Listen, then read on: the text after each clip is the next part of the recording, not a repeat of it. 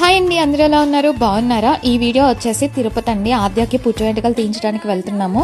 పుట్టు వెంట్రుకలు తిరుపతిలోనే, ఎందుకంటే ఇది నాదేనండి మొక్కు. ఆద్యాన్ని క్యారీ చేసేటప్పుడు ఆ సిచ్యువేషన్లో నాకు ఇంకేం తోచలేదు. ఆద్య పాపకి నేను వెంకటేశ్వర స్వామికి మొక్కుకున్నాను. పాప సేఫ్గా డెలివరీ అయితే కనుక నేను డెఫినెట్గా తిరుపతి వచ్చి ఆద్య పాపకి పుట్టు వెంట్రుకలు ఎంచుకుంటానని. సో నా పాప నాకు హెల్తీగా వచ్చింది. వెంటనే నేను మొక్కు తీర్చుకోవాలనుకున్నాను.